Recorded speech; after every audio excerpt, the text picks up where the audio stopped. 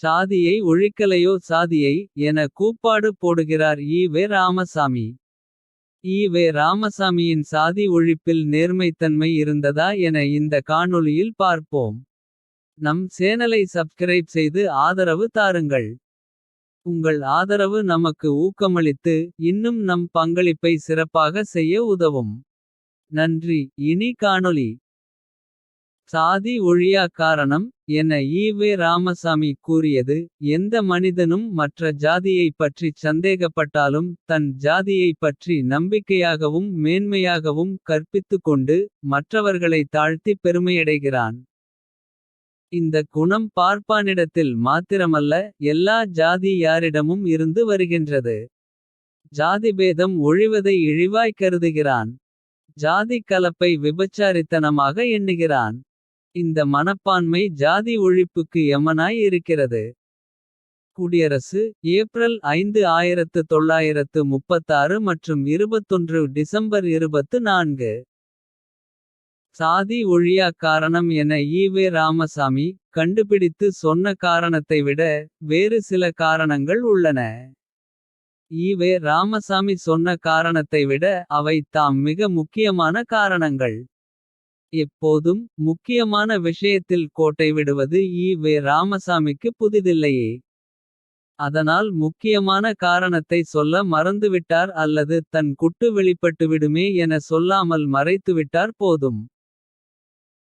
எப்படி பொருளிலும் ஆட்களிலும் போலிகள் இருந்து அசலின் பெயரை கெடுக்கிறார்களோ. அதுவே சாதி ஒழிப்புகளிலும் போலிகள் நீக்கமற நிறைந்திருக்கிறார்கள் என்பதே சாதி ஒழியாமைக்கு முக்கிய காரணம். மேற்கண்ட சாதி ஒழியா காரணத்தை ஈ. வே. ராமசாமி கண்டுபிடித்து சொன்னது 1936 இல். சரியாக இதற்கு ஒரு 6 மாதம் கழித்து அதே குடியரசில் நவம்பர் 15 1936 அன்று மற்றொரு தலையங்கம் எழுதினார். நாயக்கர்மார்கள் நாமஞ்சாத்தப்பட்டார்கள் என்கிற தலைப்பில். அதாவது தன் சாதிக்காரர்களுக்கு காங்கிரசில் பட்டை நாமம் சாத்துகிறார்கள் என ஒப்பாரிக்கு மேல் ஒப்பாரி. ஒரு பக்கம் சாதி ஒழியவில்லையே என கூப்பாடு போட்டுவிட்டு. இன்னொரு பக்கம் தன் சாதிகாரர்களுக்கு நாமஞ்சாத்துகிறார்களே என கண்ணீர் விடும் ஆட்களை வைத்து கொண்டு சாதியை எங்கனமையா ஒழிக்க முடியும்.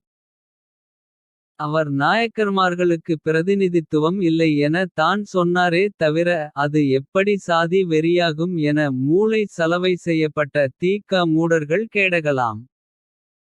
அந்தந்த சாதியினருக்கு பிரதிநிதித்துவம் வேண்டும் என்றால் அந்தந்த சாதிக்காரர்களின் சங்கம் பார்த்து கொள்ளும்.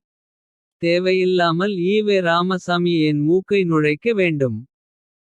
இதே போல் வேறு எந்த சாதியினருக்கும் பிரதிநிதித்துவம் இல்லை என மூக்கால் அழுது முக்கால் பக்கம் குடியரசிலோ விடுதலையிலோ தலையங்கம் எழுதினாரா. எழுதவில்லையே. தானாடாவிட்டாலும் சதையாடும் என்பது போல் அவராடாவிட்டாலும் அவரது சாதி சதையாடியுள்ளது. நாயக்கர்மார்கள் நாமஞ்சாத்தப்பட்டார்கள் என ஈ. வே. ராமசாமி அழுத நீண்ட தலையங்கத்தின் ஒரு சிறு பகுதி. கோயமுத்தூர் ஜில்லாவில் கொங்கு வேளாளர்களுக்கு அடுத்த சமூகம் ஜனப்பெருக்கத்திலும் விவசாயத்திலும் இரண்டாவதாக விளங்கக்கூடியவர்கள் ஆந்திர நாயக்கர்மார் அதாவது கம்மநாயக்கர்மார் சமூகமாகும். இவர்கள் செல்வத்திலும் வியாபாரத்திலும் வேளாளர்களை விட சிறிது குறைந்தவர்கள் அல்ல என்றே சொல்லலாம். என போகிற போக்கில் தமிழ் சமூகத்திற்கும் தெலுங்கு சமூகத்திற்கும் இடையே லேசாக ஒரு உரசலை உரசிவிட்டு போகிறார். நாம் முன்பு சொன்னபடி எப்படி பொருளிலும் ஆட்களிலும் போலிகள் இருந்து அசலின் பெயரை கெடுக்கப்படுகிறதோ. அதே தான் சாதி ஒழிப்பாளர்களிலும் போலிகள் இருக்கிறார்கள் என்பதே சாதி ஒழியாமைக்கு முக்கிய காரணம். அதில் ஈ. வே. ராமசாமியே பிரதானம். கீழ்வெண்மணி படுகொலைக்கு பிறகு ஈ. வே. ராமசாமி கொலையாளி கோபால கிருஷ்ணன் நாயுடுவை கண்டிக்காமல் விடுத்த அறிக்கை அதை பறை சாற்றும். இது ஈ. வே. ராமசாமியின் வரலாறென்றால் சிஷ்யர் கி. வீரமணி இன்னும் வெட்கக்கேடானதாக இருக்கும். 1979 இல் பெரியார் திடலிலேயே நடந்த யாதவர் சமூக கூட்டத்தில் கி. வீரமணி கலந்து கொண்டார் என்பது தானே சாதி ஒழிப்பாளர்களின் யோக்கியதை. தான் கலந்து கொண்ட நிகழ்வை கி. வீரமணியே ஐயாவின் அடிச்சுவட்டில் எனும் தன் புகழ் பாடும் சுயபுராண தொடரில் எழுதி உள்ளார். பாலுக்கும் காவல் பூனைக்கும் தோழன என்பதாக தான் இவர்களின் சாதி ஒழிப்பு யோக்கியதை உள்ளது. ஜாதி கலப்பை விபச்சாரித்தனமாக எண்ணுகிறான் என்கிறார் ஈ. ராமசாமி. அதாவது சாதி மறுப்பு கலப்பு மணத்தை. சரி, இந்த கலப்பு மண விஷயத்தை ஆதரிக்கிற விஷயத்திலாவது தீக்க ஆசாமிகள் யோக்கியத்தன்மையுடன் இருக்கிறார்களா என்றால் அதுவும் கிடையாது. இங்கே உதாரணத்திற்கு எதிர்ப்புகள் கிளம்பிய 2 கலப்பு திருமணத்தைப் பற்றி குறிப்பிடுகிறோம்.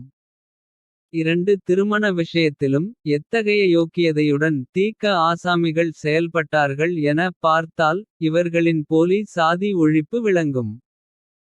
சாதி ஒழியாமைக்கு காரணமும் விளங்கும். சென்ற அதிமுக ஆட்சியில் அப்போதைய கள்ளக்குறிச்சி அதிமுக எம்.எல்.ஏ. பிரபு. கல்லூரி மாணவியான கோவில் குருக்கள் மகளை சாதி மறுப்பு திருமணம் செய்திருந்தார். அப்போது அதற்கு பெண் வீட்டார் எதிர்ப்பு தெரிவித்ததாக சொல்லி. கி. வீரமணியின் விடுதலை வாழ்க மணமக்கள் என்கிற தலைப்பில் அக்டோபர் 7, 20 நாளன்று தலையங்கம் எழுதியுள்ளது. கள்ளக்குறிச்சி சட்டமன்ற உறுப்பினர் அதிமுக பிரபு தனித் தொகுதியில் நின்று வெற்றி பெற்றவர். இவர் தான் காதலித்த சவுந்தர்யா என்னும் பார்ப்பன சமூக பெண்ணை தர்ச்சகரின் மகள் திருமணம் செய்து கொண்டார். மணமக்களை வாழ்த்துகிறோம்.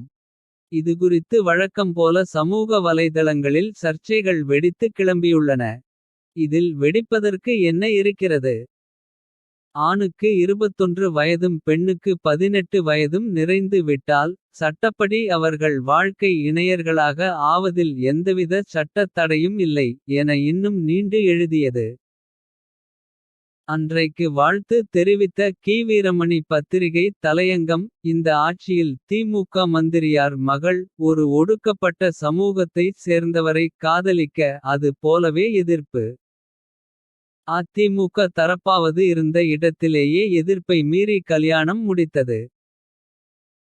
ஆனால் திமுக தரப்பு மந்திரி சேகர்பாபு வீட்டு விவகாரத்திலோ. அவர் மகள் காதலனை அழைத்து கொண்டு ஊரை விட்டு ஊர் ஊராய் சுற்றி. உயிரை கையில் பிடித்து எங்களை பிரிக்க சதி நடக்கிறது. பொய்யான வழக்கு போட்டு என கணவனை சிறையில் தள்ள பார்க்கிறார்கள். என காணொளியில் கதறினார். எதையும் சாதி பார்த்து விமர்சிக்கிற ஆதரிக்கிற ஈரோட்டு கண்ணாடி அணிந்த கி. வீரமணி. முந்தைய திருமணத்திற்கு வாழ்க மணமக்கள் என தலையங்கம் எழுதியது போல் இப்போது எழுதினாரா. எப்படி எழுதுவார். தமிழகத்தில் இப்படியொரு சம்பவமே நடக்காதது போல். பெரியார் திடலில் பதுங்கிக் கொண்டார். இம்மாதிரியான விஷயங்கள் நடந்தால் அதை விமர்சிப்பதிலிருந்து தப்பிக் கொள்ளவே. பெரியார் திடலில் ஒரு பதுங்குகுழி உள்ளதாம். அதில் போய் ஒளிந்து கொள்வாராம். கீழ் வெண்மணி படுகொலையின் போது ஈ. ராமசாமியே பதுங்கிய பதுங்கு குழியாம். கோவில் கோவிலாக மந்திரி சேகர்பாபு போவதை குற்றம் சொன்னவர்கள். அவர்கள் வீட்டு கலப்பு திருமணத்திற்கு எதிர்ப்பு எனும்போது. தங்களுக்கும் இதற்கும் சம்பந்தமே இல்லை என்பது போல் அச்சம். மடம் நாணம் பயிர்ப்புடன் முக்காடிட்டு கொண்டார்கள். சாதி மறுப்பு திருமணத்தை ஆதரிக்க கூட. சம்பந்தப்பட்டோரின் சாதியை பார்க்கிற ஈனப்பிறவிகளெல்லாம். சாதி ஒழிப்பாளர்களாக வேஷம் கட்டி கொண்டு இருக்கும் வரை. பெரியார் மண்ணில் சாதி எப்படி ஒழியும். சரி, சாதியை ஒழிக்க முடியாதா. சாதி ஒழியாதா.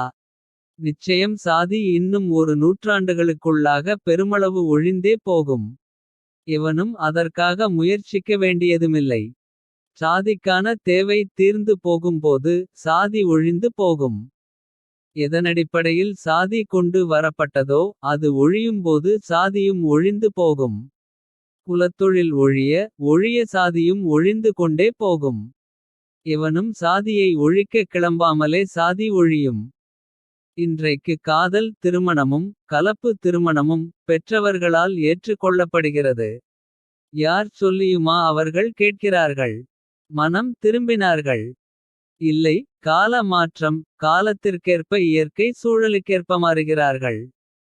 தீக்க ஆசாமிகள் அந்த தன்னிச்சையான மாற்றத்திற்கும் கூட வெட்கமேயின்றி தங்கள் ஸ்டிக்கரை ஒட்டிக் கொள்கிறார்கள்.